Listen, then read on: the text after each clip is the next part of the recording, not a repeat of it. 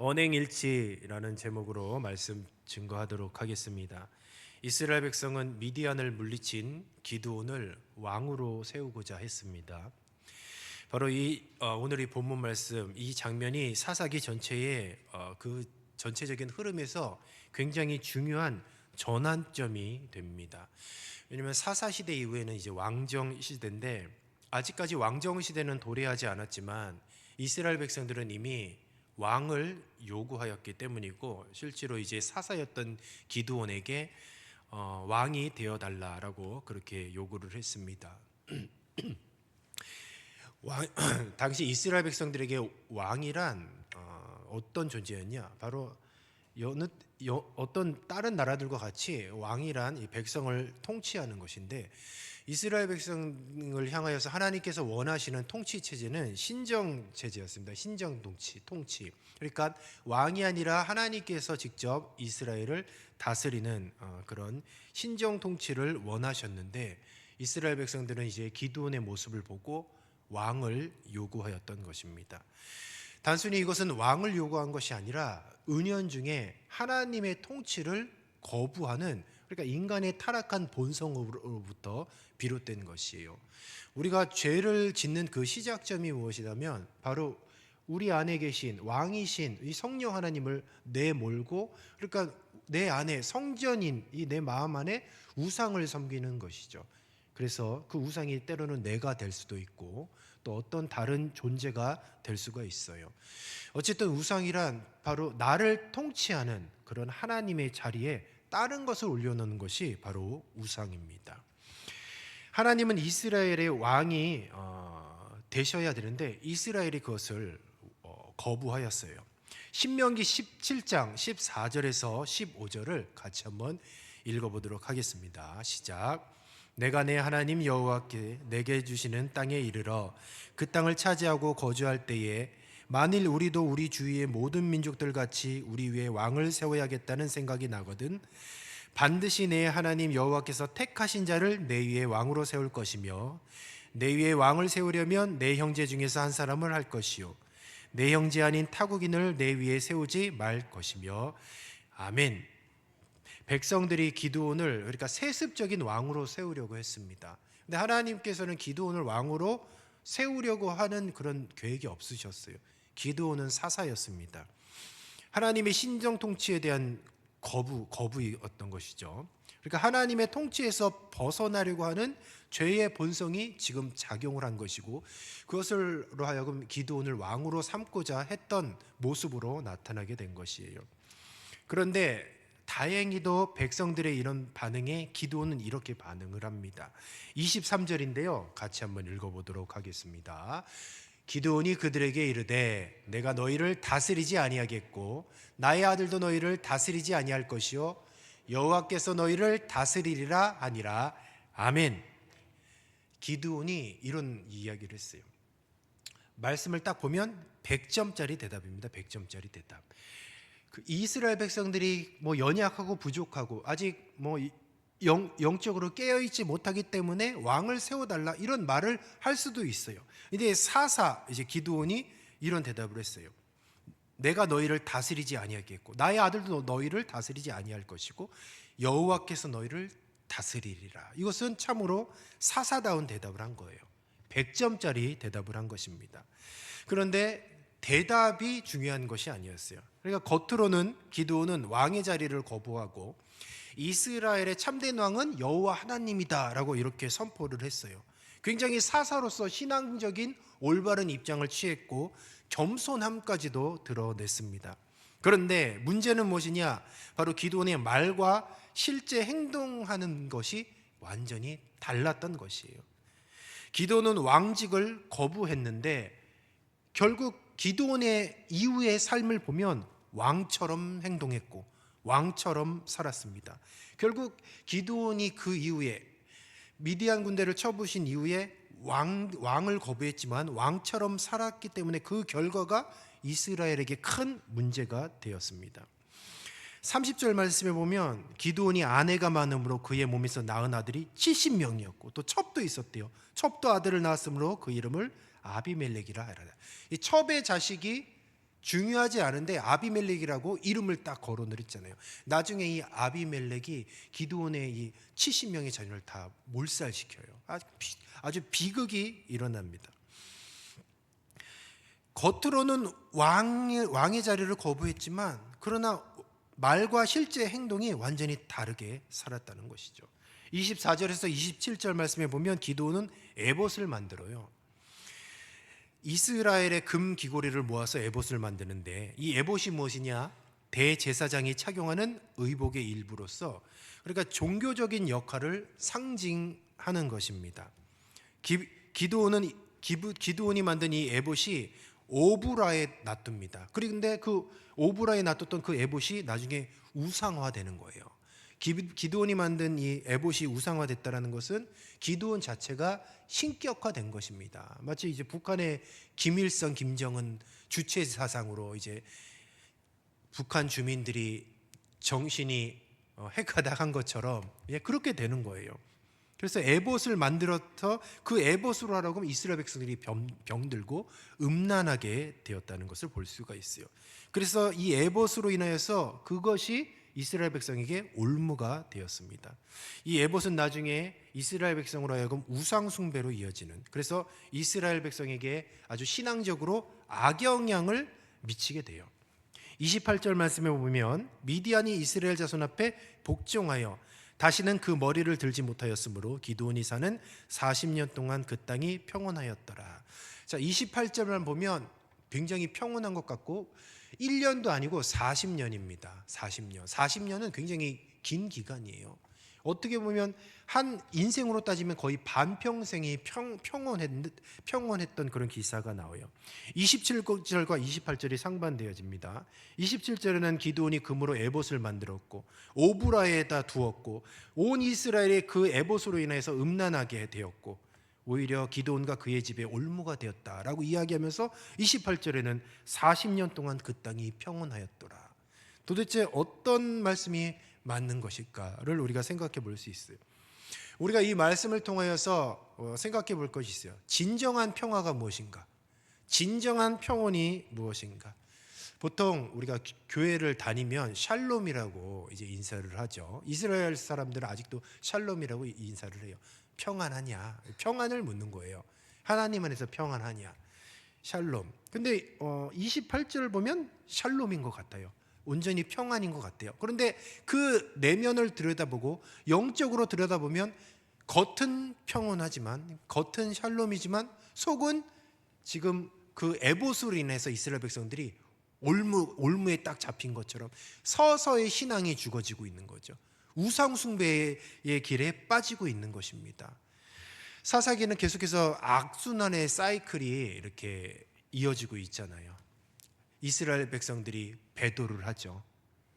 하나님을 잘 섬기다가 배도를 해요. 그럼 하나님의 인생의 채찍을 가하고 그러면 징계를 받고 다시 이제 징계를 받고 고통스러우니까 하나님께 잘못했다고 빌고 회개를 하죠.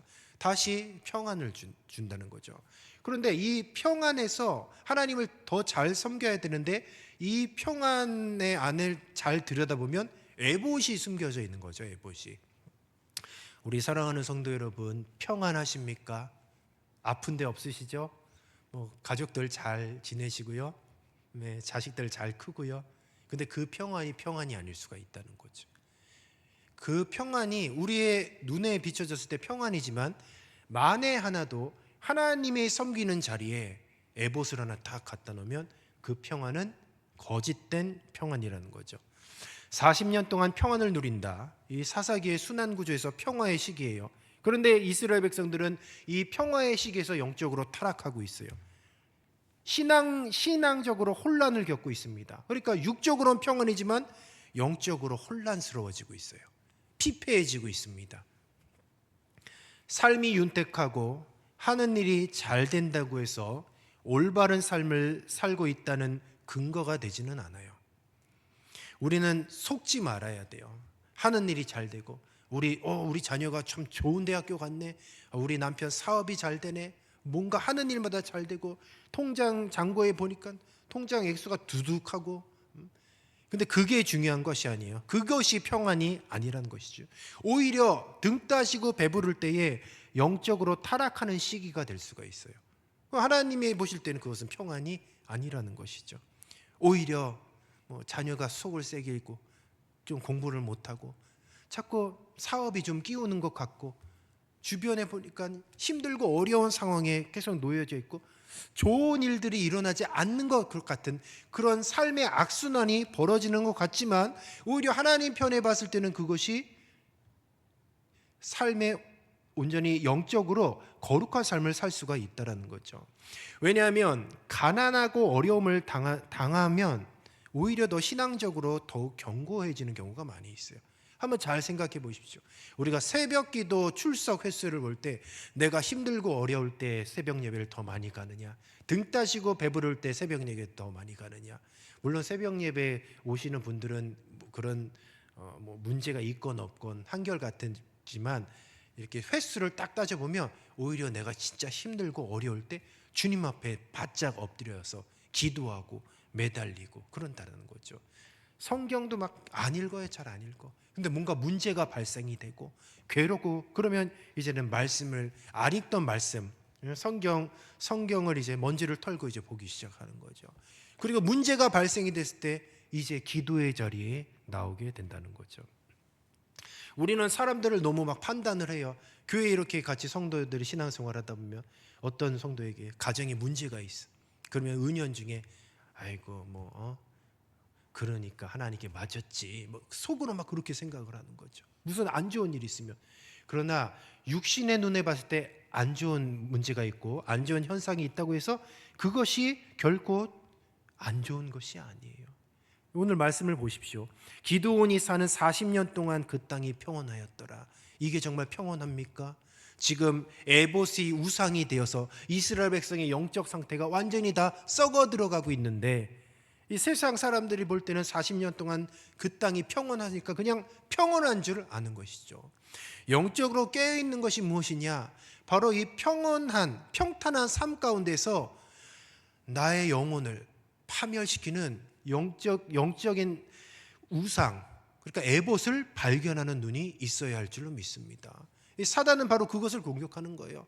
평안한 삶, 평탄한 삶, 모든 것이 잘 될 것 같은 그런 삶 가운데서 계속해서 하나님 자리에 에봇을, 그러니까 하나님을 밀어내고 나의 왕이신 하나님을 밀어내고 우상을 자꾸 이렇게 섬기게 하는, 내 마음대로 내 멋대로 살게 하는 그런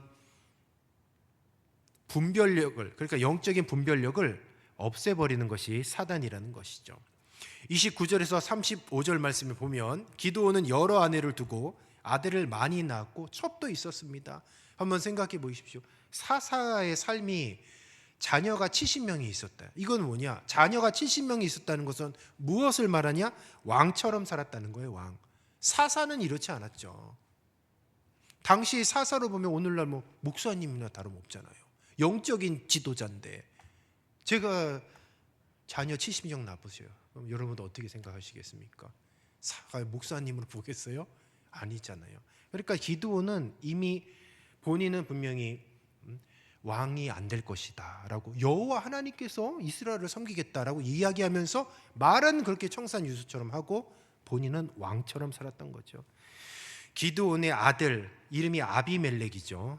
아비멜렉이 세겜에 있는 첩에게서 낳은 자식인데 이 아비멜렉의 이름의 뜻이 기가 막힙니다. 이 아비멜렉의 이름이 무엇이냐? 나의 아버지는 왕이다. 나의 아버지는 왕이다. 과연 기드온이 온전한 정신으로 그리고 온전한 신앙의 모습으로 이런 이름을 과연 지을 수 있을까요? 아비멜렉의 아버지가 누구냐? 기드온이잖아요. 나의 아버지가 왕이다. 아비멜렉의 이름이 바로 이런 이름을 갖고 있어요. 기드온은 겉으로는 왕을 거부했지만 그가 사실상 왕과 같은 위치를 지향했음을 우리가 알 수가 있는 것이죠. 과연 이 이스라엘이라는 신앙 공동체가 어디서부터 무너졌느냐라고 한다면 바로 내 마음에 왕이신 하나님을 밀어내고 그리고 우상인 에봇 단지를 딱 하니 놔두고 나서는 어떻게 됐냐? 그때부터 이제는 악순환의 사이클이 다시 도래한 거죠. 평온한 삶에서 다시 이제는 배도하게 되는 거예요. 배도가 무엇이냐? 영적으로 타락하는 거죠. 그렇다면 영적으로 타락했으면 그 다음 순서가 뭐냐? 하나님께 맞는 거죠. 인생의 채찍으로 맞는 것이죠. 바로 이 기드온이 만들었던 바로 이 에봇을 통하여서 우리가 생각할 것이 있어요. 바로 출애굽기 32장의 금송아지 사건입니다. 바로 에봇이 우상하는 출애굽기 32장 금송아지 사건이랑 동일한 것이에요. 아론이 금송아지를 만들었을 때에 이스라엘은 눈에 보이는 형상을 통해서 하나님을 대체하려고 했어요. 기드온의 에봇 역시 똑같은 맥락이라고 볼 수가 있습니다. 기드온이 죽은 후에 이스라엘이 다시 바알을 섬기는 장면이 나오고 있어요. 그러니까 인간은 끊임없이 구약에도 그랬고 신약에도 그랬고 지금도 마찬가지예요. 끊임없이 하나님 자리에 우상을 만들려는 시도가 있다라는 것입니다. 그리고 사무엘상 8장에 보면 하나님은 사무엘을 통해서 인간왕의 폐해를 경고하는데 결국 계속해서 왕을 세워달라고 그렇게 얘기를 해요. 하나님이 왕이시면 그걸로 충분한데 계속해서 타락한 그런 본성으로 인해서 하나님을 왕으로 섬기려고 하는 그런 모습을 거부하는 것, 바로 그것이 인간의 타락한 실상이라는 것이에요. 기드온이 에봇을 만들고 우상화된 사건을 통해서 바로 인간이 신앙의 대상을 하나님이 아닌 다른 형상으로 대체하려는 경향을 끊임없이 보여준다라는 것이죠. 바로 그런 모습, 그러니까 하나님을 자꾸 왕으로 섬기지 않고 우상을 섬기려는 그런 모습이 평탄하고 평온했던 그런 현상적인 삶에서 이제는 영적인 모습이 그 안에서 조금씩 무너지게 되어 있다라는 거죠. 그래서 기드온의 이 위선적인 모습을 통하여서 바로 저와 여러분은 어떤 모습을 과연 돌아봐야 하는가를 우리가 말씀을 통해서 지금 상고해보고 있습니다. 겉으로는 하나님의 통치를 인정하면서 실제로는 우리의 욕망과 계획을 고수하려는 그런 경우가 있어요. 기드온은 왕직을 거부했지만 왕처럼 행동했고 에봇을 만들고 자신의 권위를 과시하려고 했던 그런 모습을 보이고 있습니다. 그래서 우리의 신앙은 형식적인 고백에만 머물러서는 안 돼요. 내면과 행동이 일관성이 있어야 되는 거예요.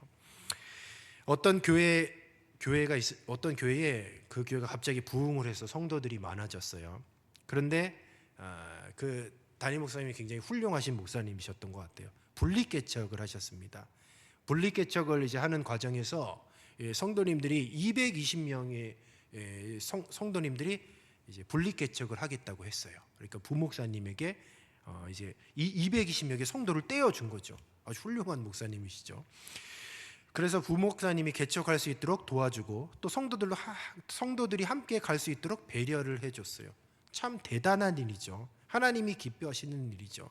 그래서 이 분리개척을 해준 이 담임 목사님이 그 후에 어떻게 됐냐? 몇 달 후에 우울증에 걸리셨더라고요. 우울증에. 왜 우울증에 걸리셨냐? 봤더니 그동안 자신이 훈련시키고 공들였던 성도들이 실제로 22명이 한꺼번에 빠져나가고, 그러니까 사역이 공허하고 허탈하고 너무 괴로우셨던 거예요. 그래서 우울증에 걸리셨대요. 우울증에. 이런 모습을 볼 때에 제가 느끼는 것이 있습니다.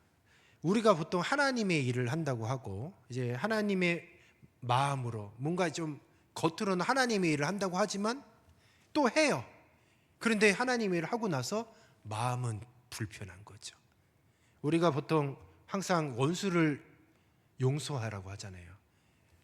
말씀을 듣고 원수를 용서하는 척해요. 그런데 정말 용서합니까? 용서했다고 하죠. 그리고 뒤에 가서 뭔가 좀 음흉하게 다르게 좀 계획을 짜잖아요. 아무도 모르게. 그러니까 용서하지 않은 거죠. 용서는 했다고는 하는데 뒤돌아서면 여전히 미워하고, 어떻게 하면 저 사람을 좀 골탕을 먹일까? 어떻게 하면 저 사람에게 좀 해를 가할까? 그 은연중에 그런 마음을 품게 된다는 것이죠. 성도라는 이름으로 우리가 정말 하나님의 일을 감당한다고 하지만 겉과 속이 다를 때가 너무 많이 있어요.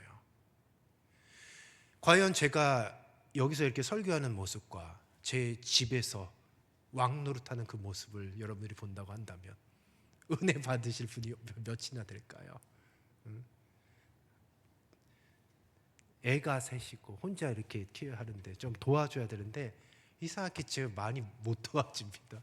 많이 못 도와주고 거의 이제 혼자 육아를 도맡다시피 해요. 예. 밥도 죄송합니다. 밥도 제가 잘 안 차려 먹어요. 그러면 안 되는데 자꾸 고쳐야지 하는데 그게 잘 안 되더라고요. 그러면서 이제 저는 여기서 얘기하죠. 여러분, 가정을 사랑하십시오. 아내를 사랑하시고. 스스로 저도 생각하는 거죠. 야, 너나 잘해라. 그리고 얼마나 이제 성도들 만나면 얼마나 인격적인 모습처럼 합니까? 가정을 잘 섬기세요. 성도님을 사랑하세요. 나는 사랑하지 않고 나는 왕처럼 군림하면서. 그러니까 겉과 속이 다르다는 거죠. 이게 뭐냐? 결국은 내 마음에 하나님이 왕이 아니라는 거예요. 하나님이 왕이시면 내가 내 멋대로 하겠습니까?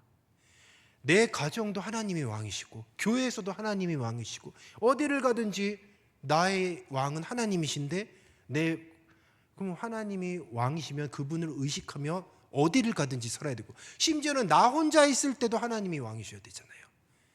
그런데 과연 생각해 보십시오. 과연 가정에서 여러분들 누가 왕이었어요? 그리고 나 혼자 있을 때 과연 누가 왕이셨어요? 그리고 교회 안에서 누가 왕이었느냐? 겉으로는 겸손하게 하죠. 겸손하게 얘기하고 기도하겠습니다 하잖아요. 그러나 내 마음에 정말 왕이 누구였는가를 우리는 생각해 봐야 돼요. 2년 전에 나온 책이죠. 한국교회 트렌드 2025라는 책에서 솔트리스 처치라는 그런 챕터가 있어요. 사람들이 교회를 떠나는 이유가 뭐냐면 교회에 세속화입니다. 근데 이 세속화가 다른 것이 아니에요. 교회 성도들이 겉과 속이 다르다는 거. 교회 다니려고 봤는데 겉으로는 멀쩡한 것 같고 겉으로는 거룩할 것 같은데 속에 이렇게 들여다보니까 호박씨 까고 있고 오히려 죄는 더 많이 짓고 있고 그렇다라는 겁니다. 그러니까 세상 사람들이 교회에 대한 그런 기대감이 있는 것 같아요. 그런데 이제 그런 것들을 보면서 오히려 동일한 죄를 지으면 더 많은 이제 손가락질을 당하게 되는 것이죠. 그래서 이제 향후에 종교를 갖는다면 개신교를 선택하지 않는 이유가 뭐냐라고 했을 때 개신교는 우리가 개신교였거든요. 비도덕적인 모습 그리고 이기적이고 배타성이 있고 그리고 특별히 겉과 속이 다르기 때문에. 그런데 오늘 말씀해 보십시오. 기드온이 그랬어요. 겉과 속이 달랐던 거죠. 더 이상 세상은 교회를 특별히 고유한 가치를 지닌 신뢰할 수 있는 집단으로 보고 있지 않습니다. 그냥 영리하고 고집스럽고 평범한 세속 집단으로 요즘에는 교회를 보고 있어요. 왜 이런 문제가 발생이 됐는가라고 생각해 본다면 결국은 겉과 속이 다르기 때문이에요. 척만 하는 거죠. 척만. 이런 기드온의 실패를 통해서 과연 우리가 깨달을 것이 무엇이냐? 우선은 사람을 의지하지 말아야 돼요. 사람은 연약하기 때문이에요. 기드온이 죽은 후에 이스라엘이 다시 타락했던 것처럼 인간은 결국 유한하고 불완전한 존재라는 것이죠. 그리고 계속해서 마음 가운데에 하나님을 밀어내고 우상을 섬기려고 하는 고집이 있어요. 바로 그것 때문에 인생에서 계속 끊임없이 실패하고 타락하는 것이죠. 사랑하는 우리 성도 여러분, 말씀을 정리하도록 하겠습니다. 우리는 예수님을 흉내내는 삶을 살면 안 돼요. 우리는 예수님을 흉내내는 삶이 아니라 예수님을 닮은 삶을 살아야 할 줄도 믿습니다. 그렇다면 과연 누가 왕인지를 잘 생각을 해보십시오.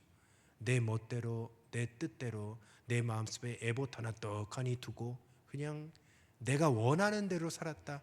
필히 그것은 곧 타락의 길을 겪고 있는 거죠. 배도한 거죠. 배도한 거. 예수님은 뭐라고 말씀하셨습니까? 내 원대로 마옵시고 아버지의 원대로 하옵소서. 이것이 예수님이 하신 기도의 내용이고 바로 이것이 하나님을 왕으로 섬기는 하나님의 백성의 마땅한 자세인 줄로 믿습니다. 계속 척만하고 마음속으로 우상이 가득한 그런 이중적이고 세속적인 모습으로 살아간다면 한국교회의 미래는 어둡습니다. 지금 심각한 것 같아요. 바로 세상 사람들의 눈에 비춰졌을 때 나의 모습이 아니면 우리의 가정, 나의 아내, 남편이나 우리 자녀들의 모습에서 내 모습에서 기드온처럼 혹시 비춰지지는 않았는가를 우리는 돌아봐야 하겠습니다.